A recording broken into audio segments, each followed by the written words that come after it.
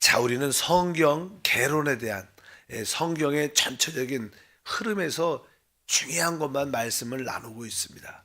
우리가 창세기를 통해서 9사람에 대한 말씀을 나누었고, 이제 출애굽기부터는 우리가 모세를 통해서 우리가 무엇을 볼 수 있는가. 모세 다음에 우리가 아론이죠.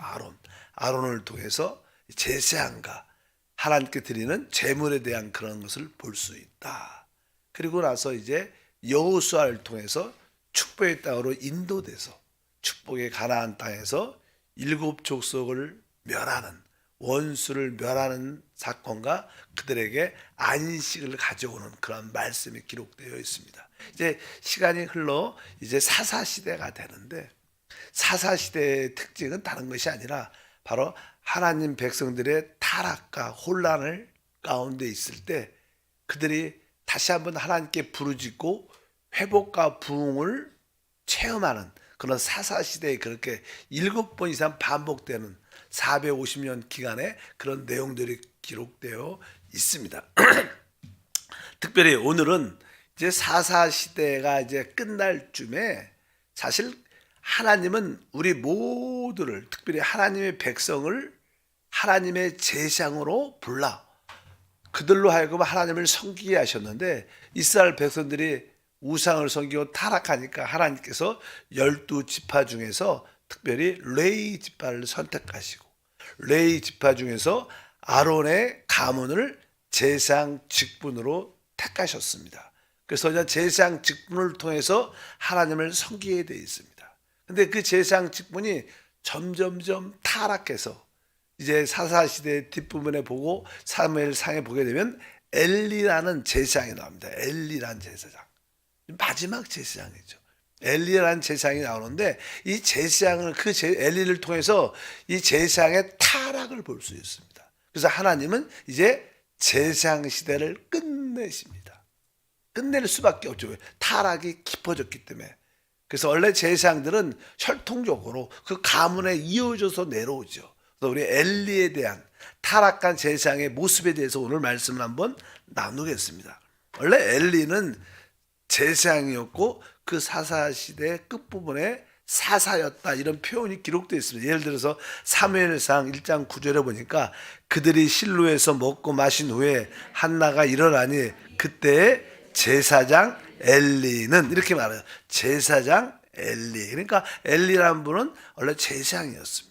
그리고 또 그 시대를 인도했던 자였기 때문에 그 당시 왕은 없었죠. 왕이 생기기 전에 사사가 있었는데, 그래서 그는 또 사사였다, 이런 표현이 기록되어 있어요. 사무엘상 4장 18절도 하나님의 계를 말할 때 엘리가 자기 의자에서 뒤로 넘어져 뭉갰대서 목이 부러져 죽었으니 그가 이스라엘의 사사가 된 지 40년이었더라. 그래서 한편적으로 이 엘리는 사사라고도 말합니다.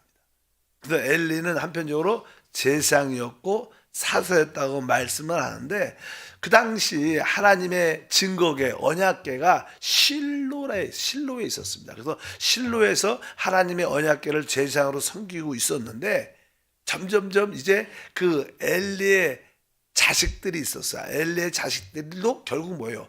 제사장입니다. 근데 그 엘리의 두 자식 제사장들이 너무나 타락한 거예요. 점점점. 그래서 그에게 두 아들이 있었다고 말씀, 사무엘상 1장 3절에 보면 엘리의 두 아들 홈니와 비느하스가, 이렇게. 근데 이 두 아들이 합당한 제사장의 삶으로 주님을 섬겨야 되는데, 아주 합당한 제사장의 모습이 아니라 자기 마음대로 하나님께 어떠한 예물과 또 제물을 갖고 오면, 또 그래서 이제 어떤 제물을 가져와서 그것을 잡고 또 물에 삶고 할 때 그 제사장을 돕는 사람들이 갈고리로 이렇게 고기를 삶을 거 아니에요. 삶아갖고 이렇게 갈고리로 그것을 건질 때 좋은 거는 다 내 거다. 그래갖고 막 하나님께 드린 제물들을 멸시하고 하나님의 제물 드리는 것을 우습게 보는 그런 모습을 두 아들이 갖게 됩니다. 그러니까 하나님이 거기에 대해서 아주 분을 내시죠. 그래서 예를 들어서 이제 그 습관들이, 안 좋은 습관들이 있습니다. 하나님께 드리는 예배, 드리는 제물 이런 모든 것을 귀하게 여기지 않는 거예요. 우리도 또 예배도 마찬가지로 우리도 하나님께 드리는 예배를 대충 관심 없이 내 마음대로 시간도 안 지키고 그런 모습이 우리에게도 많이 있습니다. 그런데 영적으로 우리에게 그런 모습을 가르쳐주는 거예요. 우리가 하나님께 드려지는 예배와 모든 제물과 모든 것들도 다 믿음 안에서 영 안에서 이루어져야 되는데 그것을 우리가 결코 경홀히 여기서는 안 될 것이다. 그런 모습을 우리가 엘리를 통해서 볼 수 있는데 사무엘상 2장 25절에 말하죠. 사람에게 범죄하면 하나님은 심판하시느냐. 만일 사람이 야훼게 범죄하면 누가 그를 위하여 강구하겠느냐 하되 그들이 자기 아버지의 말을 듣지 아니하였으니 이는 야훼께서 그들을 죽이기로 뜻하셨음이니라. 그러니까 이 두 아들이 하나님에 대해서 범죄하고 제사장으로서 합당한 섬김이 없으니까 하나님이 그 두 아들을 죽이기로 작정했다. 그런 말씀이 기록되어 있습니다. 그러면 사실 아버지 입장에서 제사장인 두 아들을 잘 훈계하고 명령하고 좀 징계해서 하나님을 잘 섬기도록 가르쳐줘야 되는 거예요. 근데 이 엘리 제사장 이 아버지가 자식들한테 그렇게 잘 못 가르친 거예요. 말도 안 듣죠. 말도 잘 안 듣고 그래도 말을 그러니까 이제 아버지가 그들을 사랑하지만 아들들을 사랑하지만 하나님보다 더 사랑하면 안 되고 그들이 하나님을 올바로 예배하고 경배할 수 있도록 가르쳐줘야 하는데 가르치지 않은 겁니다. 그것이 죄 중에 죄죠. 성경은 이렇게 말씀합니다. 2장 29절에도 너희는 어찌하여 내가 내 처소에서 명령한 내 재물과 예물을 밟으며 내 아들들을 나보다 더 중히 여겨 내 백성 이스라엘이 드리는 가장 좋은 곳으로 너희들을 살찌게 하느냐. 그러니까 이 제사장이 바로 자기를 위해서 자기의 누림과 자기의 먹고 마시고 누림을 위해서 하나님을 섬기는 거예요. 그러니까 하나님이 아주 싫어하시죠. 그래서 그렇게 강하게 말씀하시면서 여기 우리가 내 아들을 나보다 더 중히 여긴다. 우리들도 사실 이 땅에서 구원받고 나서 우리에게 하나님이 자녀를 주시죠. 자녀는 사실 우리의 소유가 아니죠. 사실 우리는 청직이죠. 이 땅에 있을 동안 하나님께서 하나님의 아들들을 만들고 세우라고 이렇게 하나님이 주신 우리의 분복인 줄 믿습니다. 근데 우리 자녀들을 이렇게 믿음 안에서 키워야 되는데 그렇게 못 키우는 거예요. 학교가 중요한 거. 그래, 교회는 나중에 대학교 가서 가고 뭐하고 가고 그러면서 진짜 하나님을 경외하게 만들지 않는 거예요. 근데 이것이 진짜 어떻게 보면 우리 주님은 네 아들들을 나보다 더 사랑한다는 거예요. 그래서 종종 우리가 신약에서도 진짜 나를 따르려면 뭐 부모나 자식이나 전토나 이것보다 나를 사랑하지 아니하면 합당치 않다 이렇게도 강하게 말을 하는 겁니다. 그래서 여기서 보면 엘리도 자기 자식을 사랑했기 때문에 징계도 잘 못하고 하나님을 제대로 가르치지 못한 그 원인이 근본적으로 있습니다. 우리도 영적으로 우리 모두 다 제사장으로 부름 받았습니다.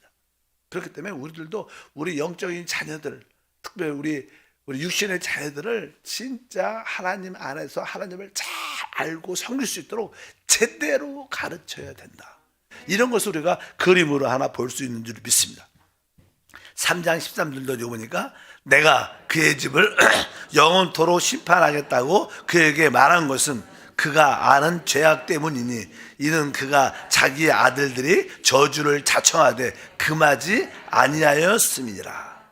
하나님을 우습게 알고 예배와 경배하는 마음도 없고 그런 모습을 볼 때 하나님께 드리는 모든 재물과 예물들을 멸시 여기는 자기를 위해서 사용하는 그런 모습을 봤는데도 금하지 않았다는 거예요. 그래서 하나님이 이 집안을 완전히 멸하겠다. 그래서 이 타락한 세상의 모든 시대를 끝내는 하나님의 심판이 나타납니다. 14절도 다시 한번 읽겠습니다. 그러므로 내가 엘리의 집에 대하여 맹세하기를 엘리의 집의 제약은 재물로나 예물로나 영원히 속죄함을 받지 못하리라 하였노라 하셨다. 무서운 말이죠. 뭐 그렇게 하나님을 섬기는 일에 대해서 잘못되면 하나님이 속죄함을 주지 않는다. 어떤 것들도 그걸 속죄할 수 없다고 아주 강하게 말씀합니다. 그런 가운데 이제 그 당시 엘리가 제사장일 뿐만 아니라 사서였고 또 이웃에 블레셋과 전쟁이 늘 있는 거예요. 근데 전쟁에 나가게 됩니다. 근데 전쟁에 나갈 때 알다시피 이스라엘 백성들이 좀 미신적인 요소를 많이 갖고 있었습니다. 그러니까 하나님의 언약궤를 앞장서서 갖고 나가면 뭐 전쟁에서 이길 수 있다, 그런 아주 미신적인 생각을 갖고 진짜 하나님의 언약궤를 앞세워서 전쟁이 잠깐 패배하니까 이기려니까 하나님의 언약궤를 앞장세워서 막 공격하다 보니까 결국 블레셋에게 그 하나님의 언약궤를 빼앗깁니다. 그러니까 그래도 나름대로 엘리 제사장이 하나님의 언약궤를 가지고 주님을 섬겼던 하나님의 제사장이었는데 그 하나님을 상징하는 언약궤를 빼앗기니까 얼마나 충격을 받겠어요. 그 두 아들이 이제 앞장서서 그런 일을 했는데 뭐 언약궤도 사람이 매는 게 아니라 제사장들이 매잖아요. 그래서 그 두 아들이 앞장서서 갔다가 그걸 빼앗기고 두 아들이 그 전쟁에서 죽게 됩니다. 그렇게 말씀합니다. 사무엘상 4장 11절에 하나님의 궤는 빼앗겼고 엘리의 두 아들 홈니와 비느하스는 죽임을 당하였도다. 그러니까 사실 하나님을 의미하는 그 하나님의 언약궤가 빼앗길 수 없는데 하나님이 그것을 허락하신 겁니다. 너무나 그들의 죄악이 크니까 하나님이 그냥 하나님의 언약궤를 빼앗기게 하고 두 아들이 그 블레셋 전쟁에서 죽게 만들어. 뭐 아버지는 그냥 뭐 이렇게 실로에서 이렇게 전쟁하고 있는 것을 알고 소식을 듣고 있다가 하나님의 언약궤가 빼앗기고 두 아들이 죽었습니다. 이런 소식을 듣게 되죠. 그러니까 그 의자에 앉아있다가 그 충격적인 소식을 듣고 의자가 뒤로 넘어져서 쓰러져 죽었는데 그 말이 아주 슬픈 말입니다. 뭐라고 써있냐면 4장 13절 다 같이 한번 읽겠습니다. 하나님의 궤를 말할 때 엘리가 자기 의자에서 뒤로 넘어져 뭉겨대서 목이 부러져 죽었으니 나이가 많고 비대한 까닭이라. 그가 이스라엘 사사가 된 지 40년이었더라. 얼마나 이 말씀이 슬프고 안타깝고 타락한 모습의 사람들의 종말의 모습. 하나님을 섬긴다고 말하지만 자기를 위해서 이게 섬겼던 그러한 사람들의 종말 보니까 자기 의자에서 뒤로 넘어져 뭉겨떼서 목이 부러져 죽었고 그는 나이가 많고 비대한 까닭이라. 뭐 나쁜 뜻은 아니지만 자기를 위해서 살았다는 거지. 그러면서 이제 이야기가 쭉 기록돼서 그래서 이제 하나님은 결국 이 엘리 시대의 제사장의 타락을 끝내고 하나님은 제사장 시대를 끝내버립니다. 그래서 더 이상 하나님을 섬길 수 있는 사람이 없는 거예요. 그래서 하나님은 새로운 사람을 일으킵니다. 그 사람이 우리가 말하는 사무엘입니다. 사무엘. 그래서 이제 사무엘은 바로 이제 결국 사사 시대를 끝내면서 또 제사장 시대를 끝내면서 그는 한편적으로 왕을 격으로 왕국 시대를 가져오게 돼요. 사무엘은 다른 뜻이 아니라 사무엘은 다윗을 세우면서 하나님의 왕국을 세우는 어떤 새로운 시대를 여는 하나님의 귀한 종인데 이 사무엘은 원래 아론 지파 사람이 아닙니다. 제사장이 아닙니다. 그래서 이 사무엘은 바로 하나님께 스스로 이렇게 드려진 헌신된 스스로 나실인 성원 나실인 스스로 자원하여 하나님께 드리는 그런 사람을 하나님이 택하셔서 새로운 시대를 여는 이렇게 이야기를 사무엘을 통해서 우리가 알 수 있습니다. 그래서 우리가 나는 사무엘을 통해서는 알다시피 그 시대에 엘가라는 이 어떤 아주 믿음이 좋고 하나님을 경외하는 사람이 있었는데 그 사람에게는 부인이 둘이 있었어요. 분인나와 한나라는 부인이 있었는데 분인나에게는 자식이 있었는데 한나에게는 자식이 없는 거예요. 그래서 어떤 늘 이렇게 절기만 되면 같이 이렇게 예배 하나님을 경배하러 갔다가 거기에서 모든 드렸던 제물들을 또 여기 나눠주는데 이 엘가는 특별히 이 한나를 사랑했다고 성경이 표현을 합니다. 근데 이 한나는 아이가 없는 거예요. 그러니까 늘 그 아이가 없는 거에 대한 애통함이, 남편에게 사랑을 받지만 그 애통한 마음이 있어서 늘 성전에 가서 하나님께 울며 부르짖습니다. 하나님, 나에게 아기를 주시면, 나한테 아기를 주시면 내가 이 아이를 다시 하나님께 드리겠습니다. 다시 하나님께 드리겠습니다. 그런 기도를 계속 울면서 합니다. 그럴 때 그 당시 엘리가 제사장이니까 엘리가 그 모습을 봐요. 그러니까 막 이렇게 우리가 기도를 많이 흐느끼면서 기도를 많이 하다 보면 우리가 방언 기도하잖아. 방언 이렇게 랄랄라 입으로 이렇게 중얼거리니까 이 엘리가 보니까 술 취한 것 같아. 술 취한 것 같아. 야, 대세 나부터 이렇게 술을 먹고 이렇게 있냐니까, 아, 내가 마음이 상해서 하나님께 기도하는 것이다. 이렇게 말을 하니까 당신에게 아이가 있기를 축복한다. 그 나중에 아이를 진짜로 갖게 돼. 그 아이를 낳고 아이가 젖을 뗄 때 다시 그 아이를 그 엘리, 그 하나님의 성전에 바칩니다. 그래서 이 사무엘은 젖을 뗄 때부터 그냥 하나님의 성전에서 제사장과 엘리와 함께 그냥 거기서 살아요. 그러니까 사실 그것은 사무엘은 하나님께 어떻게 드려진 자예요. 그것을 나실인 서원이라고 성경에 그냥 말씀을 합니다. 우리 하나님은 모든 것을 다 아시죠. 그래서 하나님 백성들이 또 제사장들이 제사장의 직분을 가지고 자기를 이렇게 섬길 것을 다 알고 계신데, 결국 이 제사장들이 결국 나중에는 타락할 것을 다 아시니까. 만약에 하나님의 제사장들이 타락해서 하나님을 섬길 수 없다면 하나님께서는 그 길을 또 하나 예비해 놓으셔요. 그래서 그게 바로 그것을 나실인 서원입니다. 그러니까 더 이상 제사장 직분을 가진 자들이 하나님을 더 이상 섬길 수 없는 그런 상태가 됐을 때 하나님을 섬기는 새로운 사람을 일어날 수 있도록 나실인 서원이라는 그런 어떠한 하나님의 약속을 예비해 놓으셔요. 그것이 나는 왜 민수기 그때 그냥 하나님이 이야기를 쭉 합니다.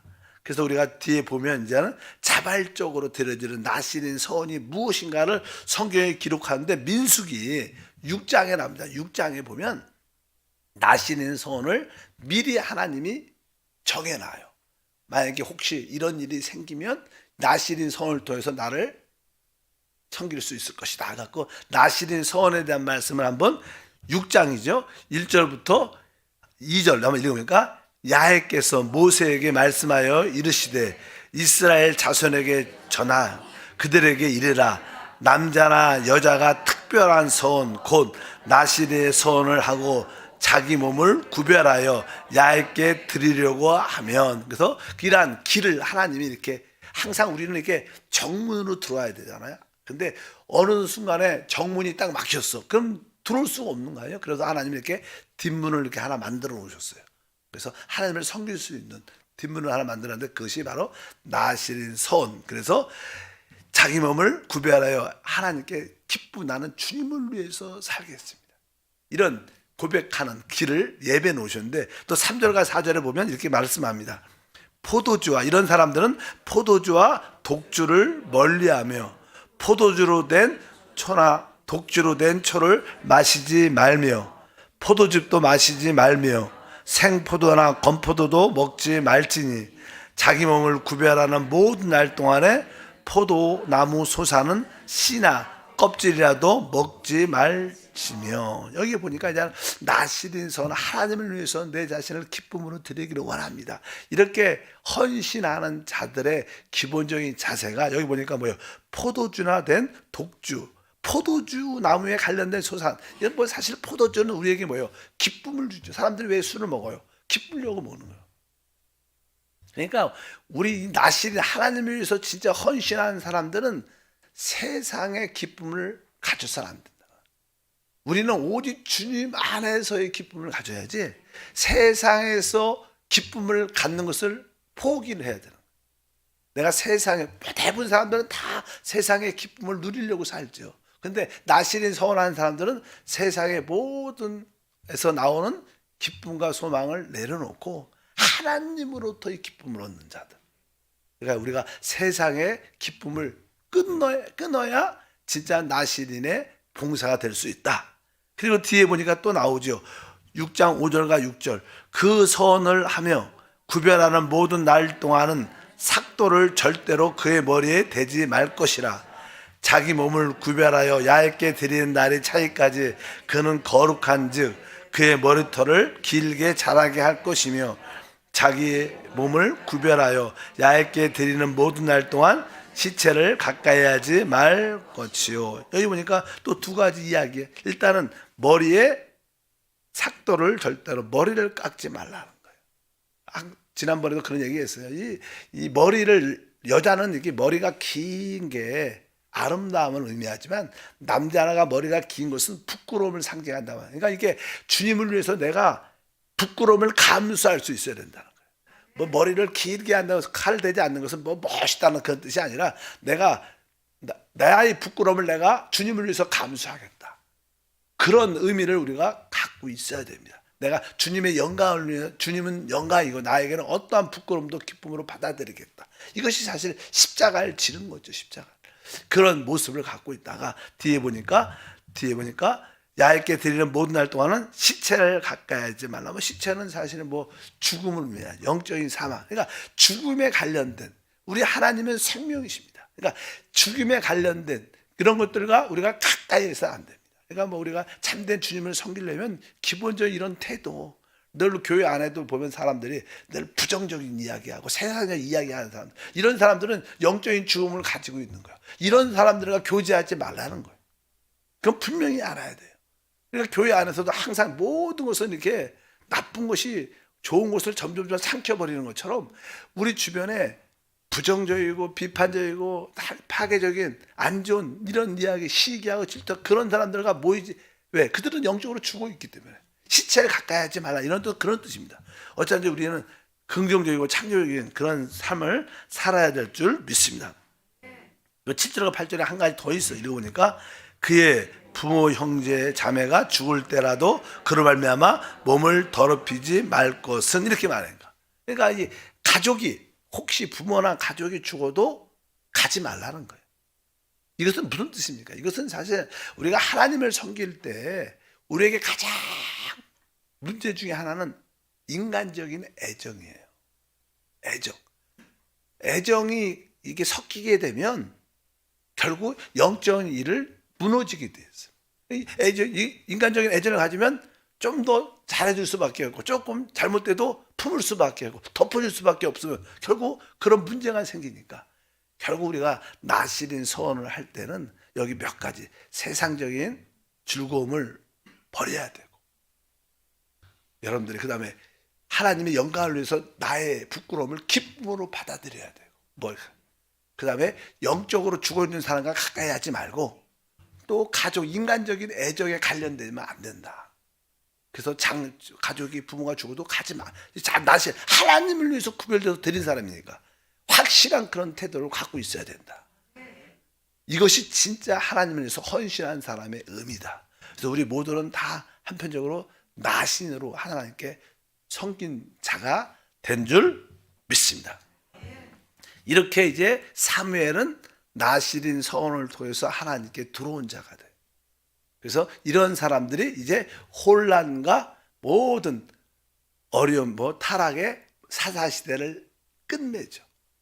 이런 사람들이 나타나야 모든 혼란과 타락한 그 사사시대를 끝내고 새로운 시대, 왕국 시대, 그리스도가 왕으로서 통치하는 그런 시대를 가져올 수 있다. 사무엘은 영적으로 그런 의미를 가지고 있습니다. 그래서 그는 한편적으로 사사였고 왕을 가진 사사의 모습도 있었고 나시린이었고 그는 또 한편적으로 선지자 시대를 엽니다. 그래서 우리가 알다시피 처음에 하나님을 섬길 때 제사장이 섬기죠. 제사장. 또 왕이 왕, 그 다음에 선지자. 그것을 기름 부음을 받다 그리스도라는 뜻이니까 우리 주님께서 바로 참 제사장이었고 그리스도는 바로 참 왕으로 오셨고 그분은 참 선지자로 이 땅에 오신 참된 그리스도이심을 믿습니다. 바로 그 그리스도를 이끌어내시는 인도하시는 봉사가 바로 사무엘 봉사다. 그래서 하나님을 대신해서 말하는 하나님의 선지자 직분도 됩니다. 다 같이 하면 사무엘상 3장 19절과 21절에 보니까 사무엘에서 말합니다. 사무엘이 자라매 야훼께서 그와 함께 계셔서 그의 말이 하나도 땅에 떨어지지 않게 하시니 단에서부터 부엘사바에 온 이스라엘은 사무엘은 야훼의 선자로 세우심을 입은 줄 알았더라. 야훼께서 실로에 다시 나타나시되 야훼께서 실로에서 여호와의 말씀으로 사무엘에게 자기를 나타내시느니라. 그러면서 사무엘 시대가 열리고 사무엘 시대의 특징은 그를 통해서 바로 다윗을 세우는 하나님의 왕국을 세우는 그런 시대를 열면서 우리들도 사실 어떻게 보면 주님이 다시 오셔서 이 땅에 뭐예요? 주님의 왕국을 세우시죠. 그런 시대를 우리가 지금 뭐예요? 준비하는 거죠. 또 주님과 함께 누림도 갖겠지만 우리는 주님의 왕국이 이 땅에 세워지도록 우리가 준비하는 우리 모두 사무엘 같은 나시린 선으로 주님을 섬겨야 될 줄 믿습니다. 하나님 감사합니다. 다시 한번 성경 개론을 통해서 전체적인 성경의 흐름을 알고 또 엘리를 통하여 타락한 세상의 우리의 모습을 보게 하시고 또 그 시대가 끝날 때 하나님은 하나님의 왕국 시대를 이끌고 오는 사무엘을 세우심을 믿습니다. 사무엘이 자신하여 자발적으로 헌신하여 하나님께 드려진 것처럼 우리의 삶이 기쁨과 자발적으로 주님께 드려지는 그런 삶이 되게 도와주시고 또 우리 자식뿐만 아니라 우리 가정이 하나님께 드려주시도록 축복해 주시옵소서.